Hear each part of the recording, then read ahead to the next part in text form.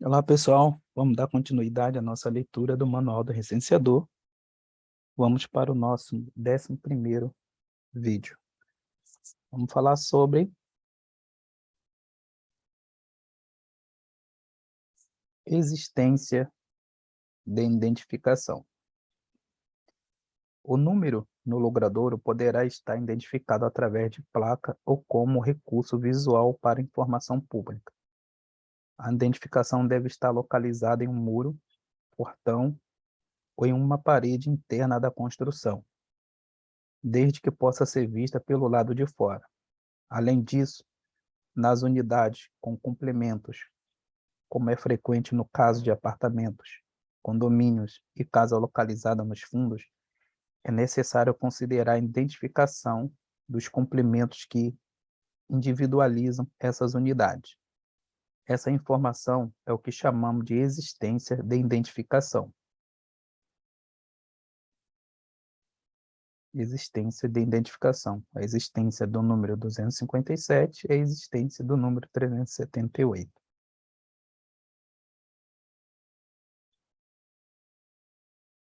Esse atributo nos endereços requer atenção especial e algumas orientações específicas. É fundamental estar atento ao fato de que a existência da identificação está associada à identificação da unidade registrada. Assim, ao localizar uma identificação, você deve avaliar se esta é suficiente para individualizar uma unidade a ser registrada. Por exemplo, em um edifício residencial cujo número é claramente identificado no logradouro, a existência de identificação será sim para os apartamentos que possuem identificação e será não para eventuais apartamentos que não possuem. Em uma propriedade rural, sem numeração no logradouro, as unidades internas desta propriedade podem ter alguma identificação visível de seus complementos, casa 1, casa A, etc. Deve ser marcada como sim para a existência de identificação, enquanto as que não possuem e deve ser marcada como não. Em uma unidade cujo acesso se dá pelo KM10 de uma rodovia, a placa de quilometragem serve apenas como marco de distância no logradouro, mas não deve ser considerada como identificação de endereço. Aqui, pessoal, quando ele fala que você deve marcar sim, porque existe identificação, é nesse caso aqui acima que eu mostrei para você. Aqui, 257, existe identificação? 378, existe identificação? Sim. Você vai marcar como sim, porque existe uma identificação. Se fosse o caso de nesse endereço, vou marcar aqui, se chegasse aqui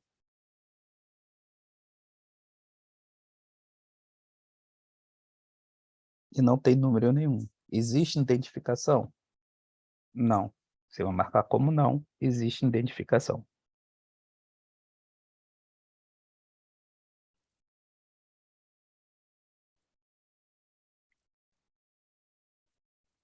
Atenção! Mesmo as identificações precárias feitas com tinta, giz ou carvão, deve ser considerada na operação censitária.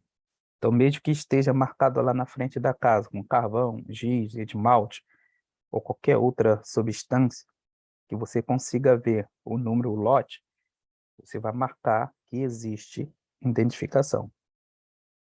Embora rara, é possível a ocorrência de um endereço sem numeração com identificação visível de seus complementos, que permita a identificação das unidades, como nos exemplos acima.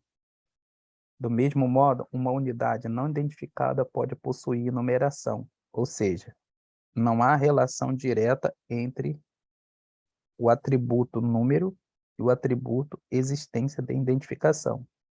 Assim, Ao localizar uma unidade que não possui identificação visível, certifique-se com o informante da existência da numeração para o endereço.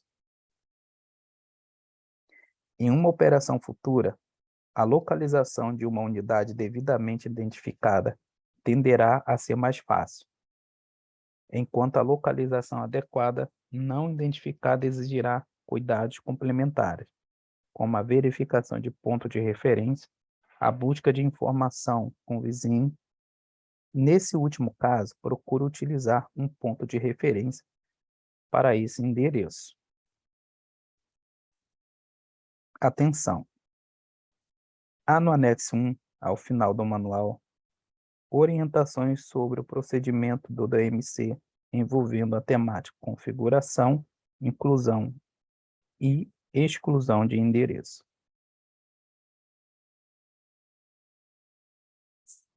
Coordenadas geográficas.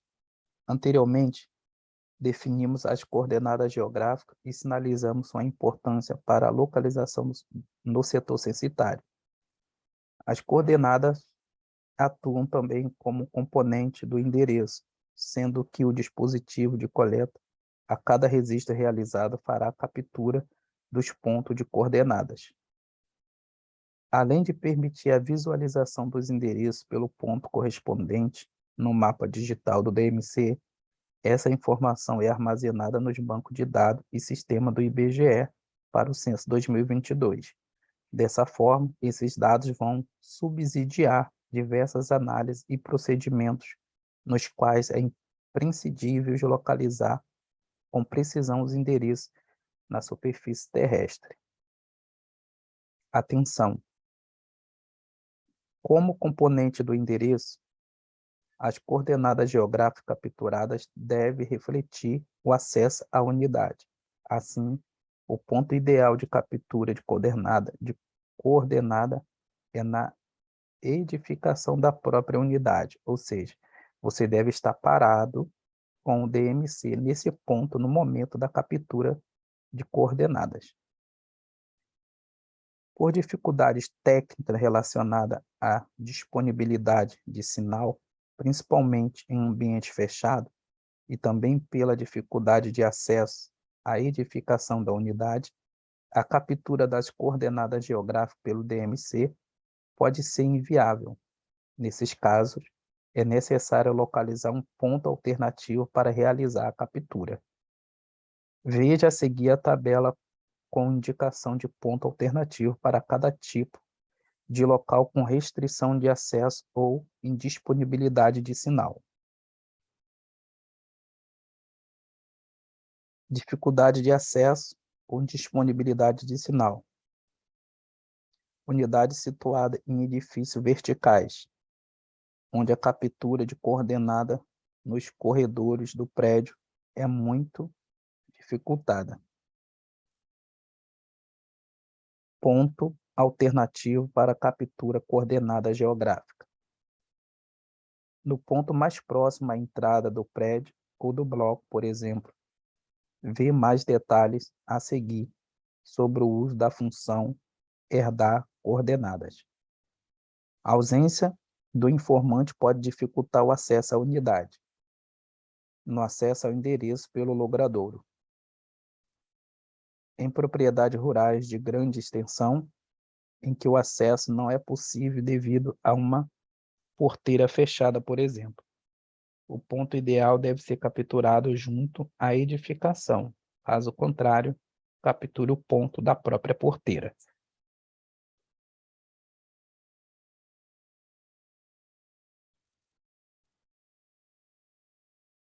O que mais você pode dar uma olhada?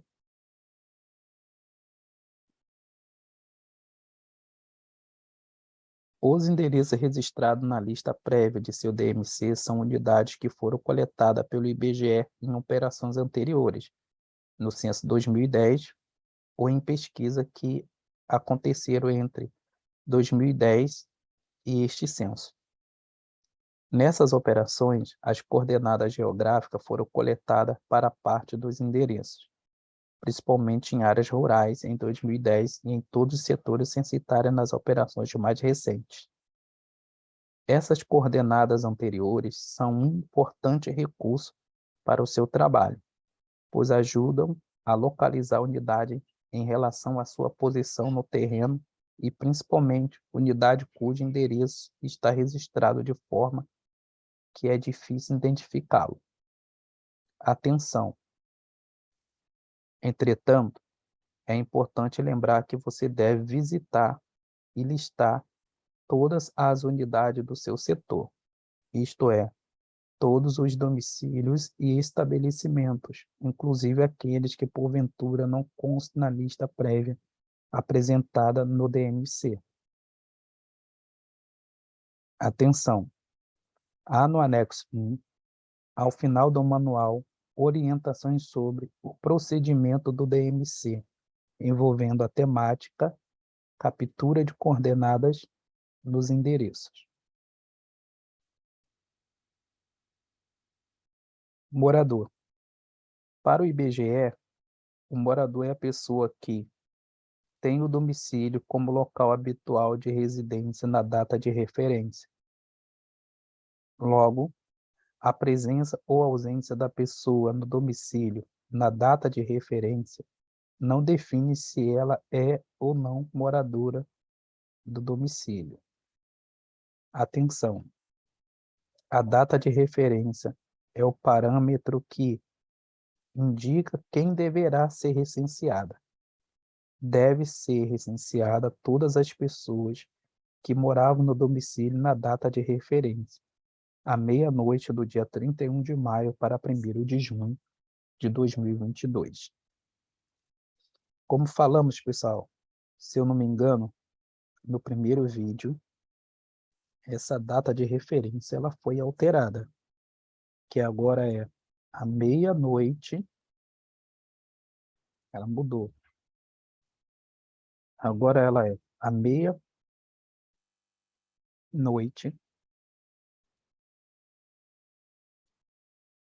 do dia 31 de julho para 1º de agosto de 2022.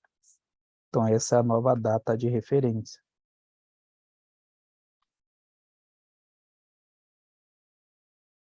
Tá? À meia-noite do dia 31 de julho para 1º de agosto de 2022.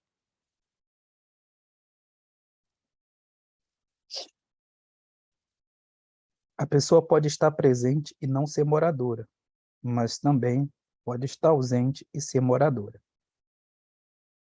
Parece confuso, mas é fácil de explicar.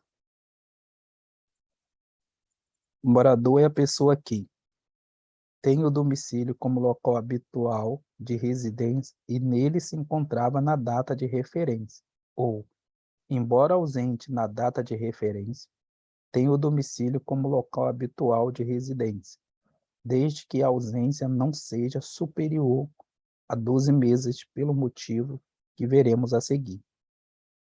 Viagem, a passeio, a serviço, a negócios, de estudos, etc. Afastamento de sua comunidade tradicional por motivo de caça, pesca, extração vegetal, trabalho na roça, participação em festas ou rituais. Internação em estabelecimento de ensino ou hospedagem em outro domicílio. Pensionato, república de estudante, visando facilitar a frequência à escola durante o ano letivo. Detenção sem sentença definida declarada. Internação temporária em um hospital ou estabelecimento similar. Embarque a serviço. Militares, petroleiros. Atenção! Em todas estas situações, é importante certificar-se de que a ausência não tenha ultrapassado a 12 meses, período considerado até a data de referência, à meia-noite do dia 31 de maio para 1º de julho de 2022. e 22. Novamente,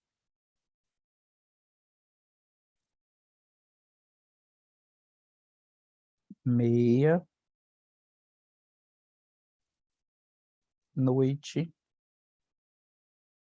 de 31 de julho para 1º de agosto de 2022. Essa é a data de referência.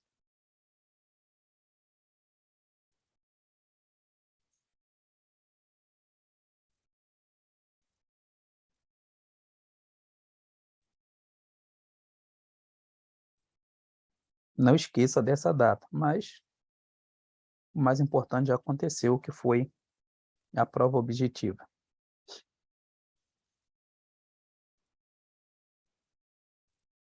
É importante ter atenção em alguns casos especiais, a fim de evitar que uma mesma pessoa seja contada em 2 domicílios ou que não seja contada em nenhum dos dois.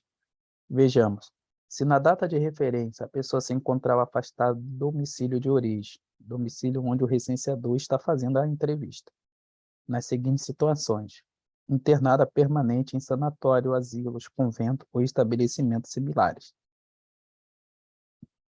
morando em pensionato sem ter outro local habitual de residência, condenada com sentença definitiva declarada, migrou para outras regiões em busca de trabalho e lá fixou residência. Ela não será considerada moradora do domicílio de origem, mas sim no local onde se encontrava, ainda que a ausência seja inferior a 12 meses. Qualquer pessoa que permanecer na data de referência no seu local de trabalho, apenas por conveniência ou obrigação, deverá ser recenseada no local da residência habitual. Atenção! No caso de imigrante que se encontrava em algum tipo de abrigo de passagem ou triagem, como se verifica em Manaus e Boa Vista, a inclusão dessas pessoas no censo demográfico deve ser realizada pelo registro do abrigo na data de referência. Quem deve ser recenseada? Deve ser recenseada todas as pessoas, inclusive crianças e idosos, que moravam no domicílio na data de referência, à meia-noite, do dia 31 de julho para 1º de agosto de 2022.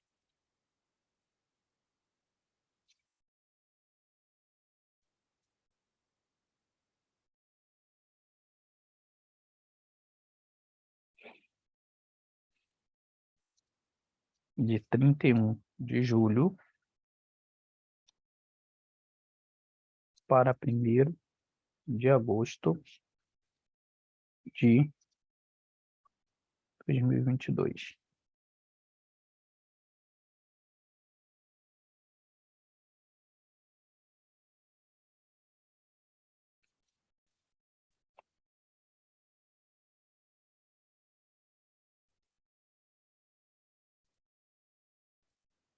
Logo, de acordo com esse critério, extraímos 2 orientações.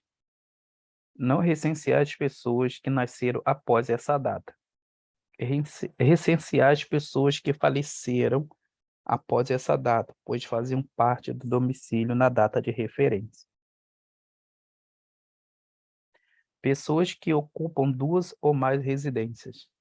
Será necessário que você pergunte à pessoa entrevistada qual era a sua residência principal na data de referência, pois ela não pode ser considerada moradora em 2 residências ao mesmo tempo. O critério para determinar a residência principal deve respeitar a seguinte ordem: peça ao entrevistado que indique qual a sua residência habitual, residência principal. Se o entrevistado não puder indicar, deverá ser considerado morador na residência em que passa a maior parte do ano.